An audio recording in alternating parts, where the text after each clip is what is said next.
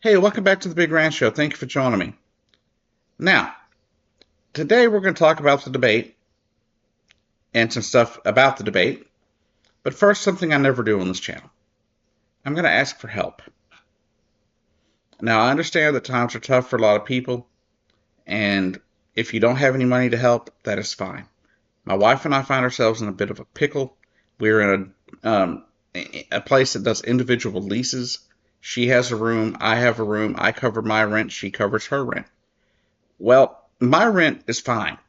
I had somebody that was able to help me with my portion, thinking we had a full month because we have these beginning of the contract fees, like a utility setup fee and an amenities use fee or some mess like that, and it comes up to about $200 extra on the rent this month. What she needs is another $100 to cover the first payment. She's on a flex pay system where this organization they pay it up front and then you have to pay them, but on the first you have to pay them half of what your rent is, and she's going to be about $100 short on that half because of her paycheck. The way her hours have been lately, she hasn't gotten full pay, and so she's going to be a bit short. So if you can help, I'm going to put my Cash App in the description below, Julie Storm 2022. I'll put it in the description below. If you can help, great. If not, that is perfectly understandable. I understand that times are tough and it's very hard to cover yourselves, cover ourselves, much less help other people at the same time. So if you see this and you can help, great. If you see this and you can't help, don't feel bad about it. I completely understand. Just keep us in your thoughts. And now on to the debate. Did you watch the debate last night? I watched some of it. Just a few minutes, really. I couldn't stand it. Between the lies of Donald Trump and Joe Biden stumbling and fumbling through answers, is that really what we got, America? That's the best? That's the best and the brightest right there? Those are the people we want leading the future of this country? Now I'm going to talk about the issues I have with Joe Biden, and I'm going to talk about the lies of Donald Trump. At least some of them. First off, we're going to talk about Joe Biden. Now, Joe lived up to the name Sleepy Joe last night. And as someone who is planning to vote for Joe Biden, it was terrifying. Not because I don't think he can do the job, because I believe he can. I just don't believe he can do it well. Because it's not good, it's not working well for his health. The stress is obviously affecting his cognitive abilities to a point. Now, you would expect that from somebody that's 81 years old. You would expect there to be some kind of cognitive issues here and there.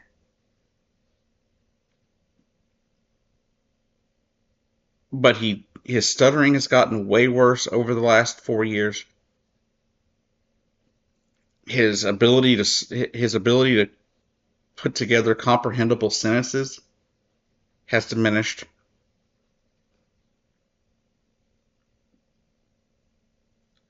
And he's not the Joe Biden from 4 years ago. Like, the changes in Joe Biden in the last 4 years have been crazy to me. Now, like I said, I still think Joe Biden can do the job. I think he can. But here's the problem that I do have with a potential Joe Biden presidency. The fact is, I've seen all these excuses for why he was the way he was last night. Right? I've heard that it was because he traveled to France and then back to the US and did stuff, then back to Italy for a week and yada yada yada, right? And it's a hectic schedule. Well, guess what? That's the part of the job of President of the United States. Part of the job is a hectic schedule. There's a reason. If you take a look at Obama from 2009 to the time he left in 2017, um,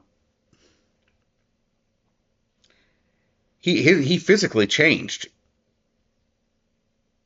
because of the stress. As healthy as he is and as healthy as he was, Obama even had the problems of the stress hurting his physical abilities. Because it's years of no sleep, constant work. You don't get time to recharge. And Joe is over 80 now.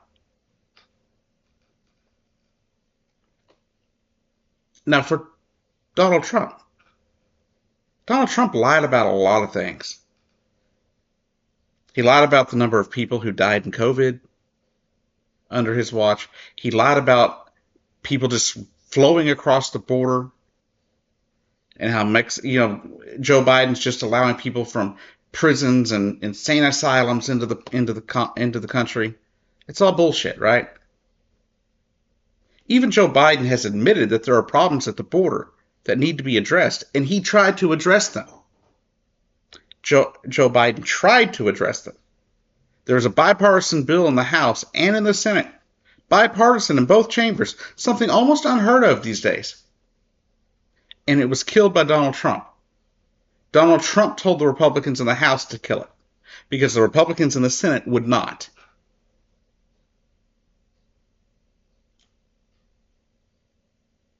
He lied about infanticide, claiming that, and he repeated this throughout the debate, that babies are being born to be murdered. That doesn't happen in America. At least not legally.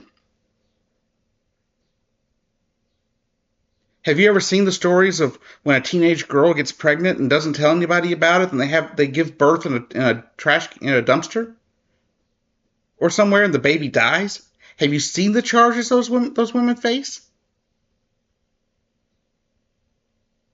That's not something that doctors are doing. You don't birth. They're not birthing the child and then killing them.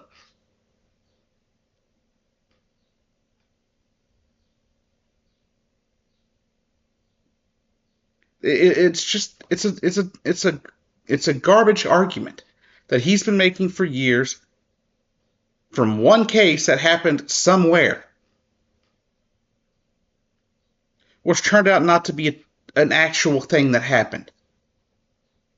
The story was misconstrued, and it never happened that way. But he brings up these stories from the 80s and early 90s like they're facts. Like they actually happened, even though they've been debunked over and over again. He claimed he had the best economy in the world before COVID. Bullshit. He didn't have the best economy ever. He tried to make it as the best ever in the world. Like no economy had never been that good.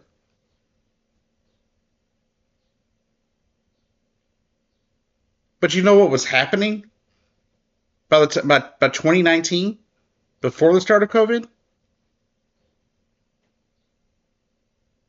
People's taxes were going up that couldn't afford to pay them. The working poor and the working class had their taxes go up.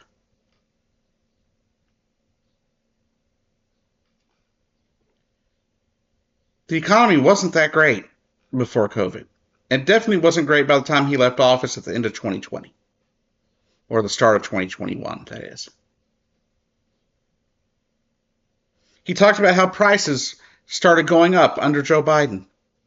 Wrong. They started going up in December of 2020. As more states started to open, more things became necessary for people to buy, and there became clogs in the system. We all know that. He even admitted that in December of 2020. Inflation was on the rise, and it continued to go up. He wants to talk about the job numbers.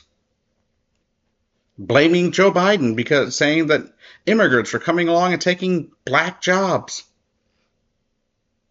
Huh?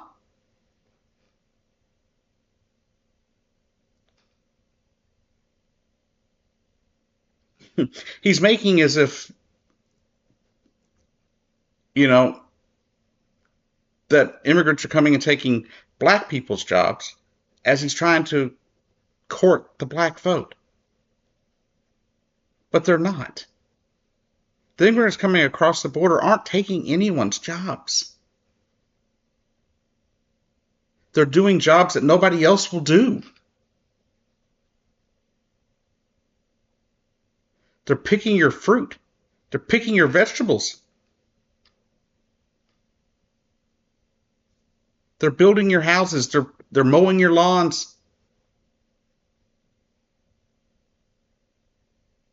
And that's just the minimum, right?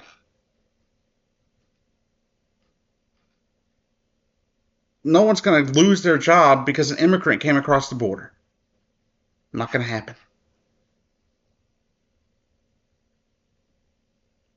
Especially if they're coming from another country and they didn't have a chance to get educated. But you know how many of those immigrants come across that border that are educated and still can't get a leg up? They still have to go out there and pick produce. That's something most Americans these days can't and wouldn't do if they could.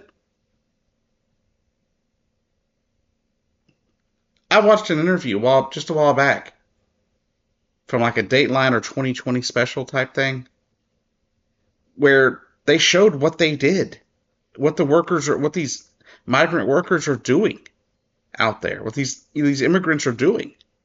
And it's backbreaking. 100-degree heat out there just picking nonstop at a breakneck speed.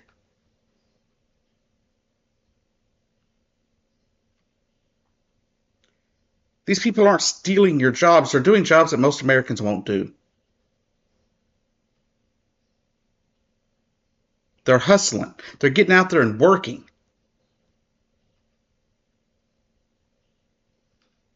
There's no invasion at the border either. We had proof of that when the Patriots ran down there to defend the border of Texas. And when they got down there, the only invading force was them. A number of the people were like, where's the invasion? One person here or there isn't an invasion, people.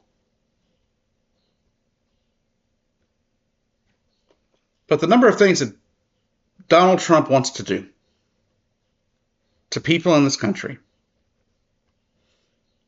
it's beside me. It makes my blood boil to think that people are out there willing to vote for him just because he seemed more confident at a debate.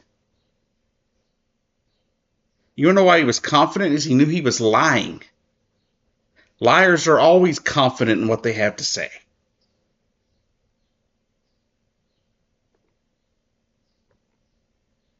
Especially a politician.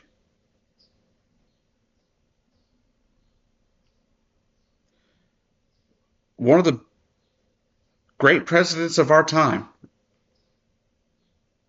Mr. Bill Clinton, the sicko that he turned out to be, but was a very good president. But he was also a damn good liar. He spoke with confidence about everything he ever lied about.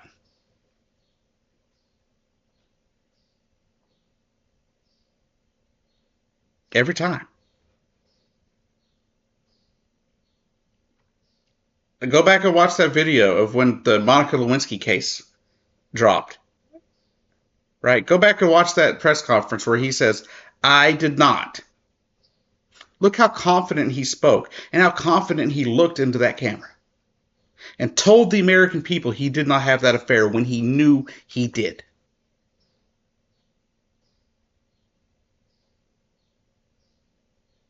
And tell me you didn't see that on that stage last night from Donald Trump. CNN said they found 30 times that he lied. A minimum of 30 times Donald Trump lied.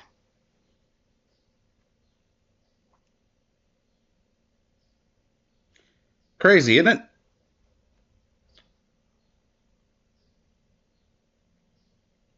And Joe Biden couldn't, came stumbling out of the gates, kept fumbling answers. The best thing he said all night was when he pointed out that our American troops are not losers or suckers, as he called them when he was president, but that Donald Trump was the loser and the sucker. Because he pointed out that his son served in the military.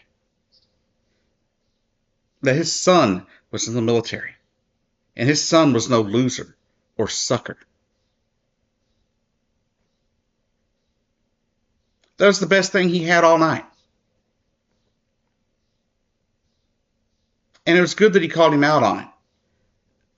But it would have been better if he could have done that in a way that at least had some kind of energy to it.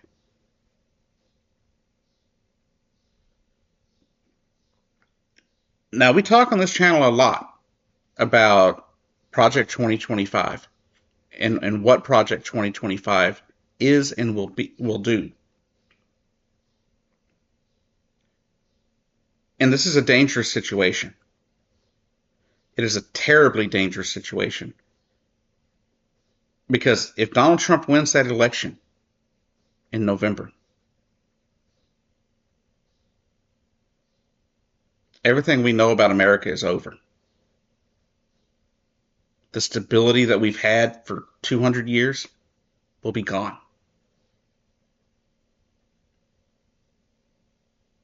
It's going to create a situation that's going to be irreparable to this country. It completely redoes our federal system. It'll destabilize the federal government to the point that it cannot function at all. Thus, the states will cease to function properly either.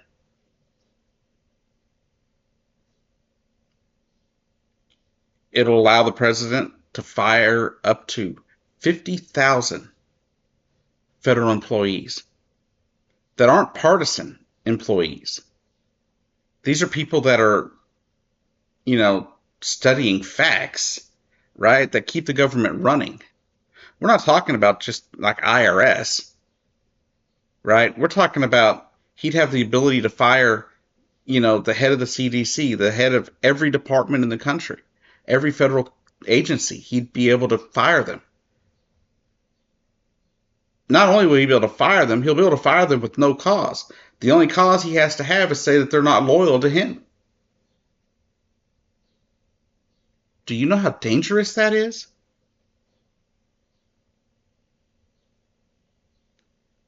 They want to get rid of the NOAA, which is the National Oceanic Atmospheric Association, and the National Weather Service. They want to get rid of both of those. Definitely want to fire the heads of them and put them in with Trump loyalists. That's what they want. So the next time, there's if he's president, a hurricane, say there's a Category 5 hurricane headed for the coast of Louisiana, and Donald Trump thinks it's going to hurt his election chances, what's he going to do? That's right. He's going to fire the head of the National Weather Service. He'll fire the head of the NOAA. So they can't report that there's a hurricane coming. And Donald Trump would do that. Remember, he tried to fire the head of the CDC when we found out that COVID had hit our shores, because it would hurt his election chances.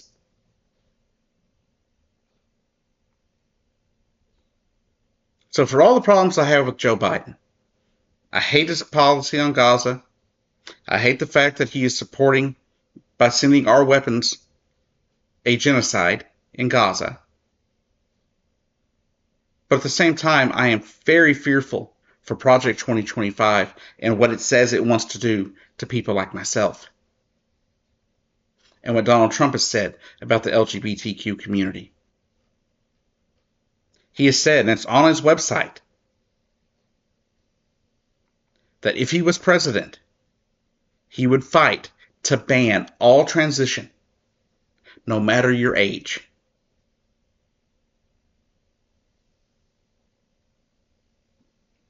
That means no gender affirming care of any kind.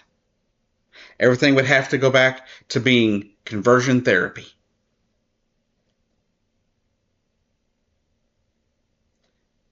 And all that'll do is lead to more suicides.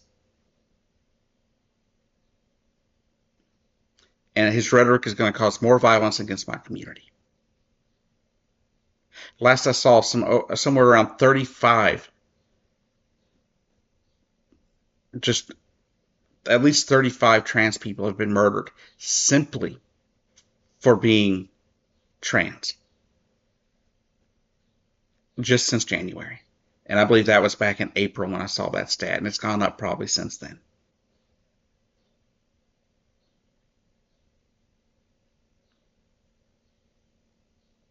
So the only option here really is to vote for Joe Biden, whether you want to hold your nose and pull that lever or not. It's what we have to do, I think.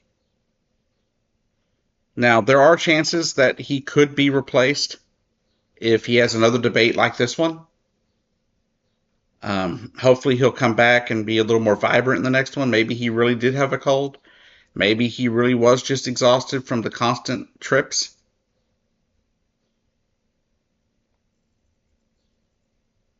But I don't know who they'd replace him with.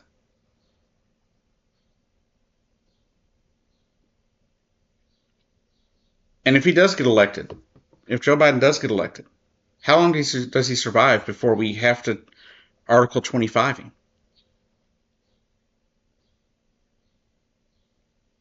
If last night is any indicator, there could be some dark times ahead. I hope not. My hope is that he bounces back, things are better off next time we see him.